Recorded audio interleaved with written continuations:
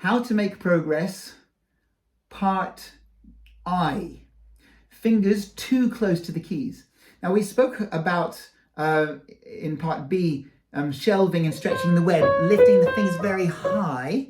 Now, too close to the keys either means that you don't let go of the keys unless you have to, because you have to move to another key.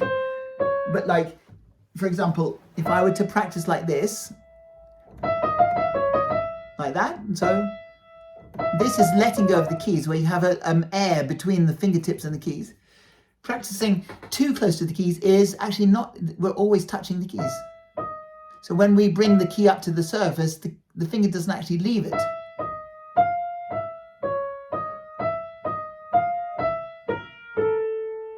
Right? Now, if you try not to leave the surface of the key, that takes practice. That's difficult. And if you develop that ability, then you've got a lot of things sorted out for you in developing the ability of a super virtuoso. Now, also too close to the keys could actually mean that we don't let go of the keys at all. So, don't bring the keys up all the way. So you might say, well, okay, this is the surface of the key. My finger's touching the key.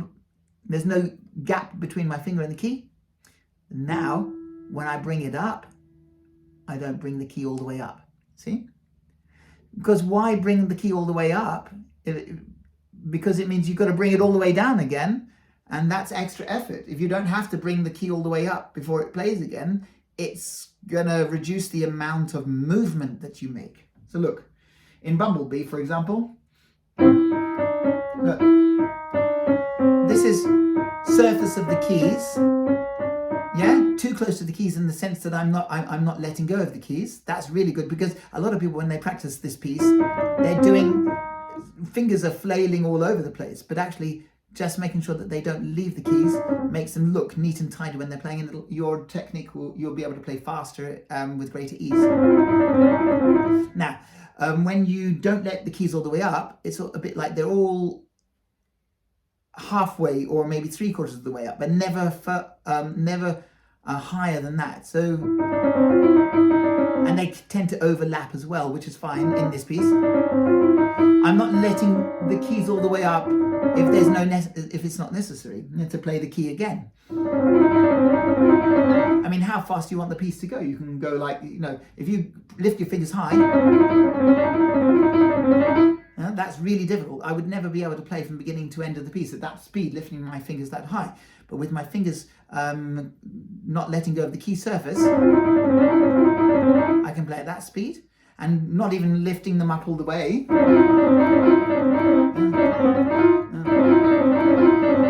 And how fast you want it to go? It'll go really fast if you don't let the fingers all the way up. And that is what it means by fingers too close to the keys. But you have to start that practice slowly to analyze what your fingers are doing. Once you get into the habit of being able to play slowly, either not letting go of the key surface or not allowing the key all the way up, then you can get faster. And with all of these methods, or most of these methods actually, you can use the metronome to help you gradually build up speed.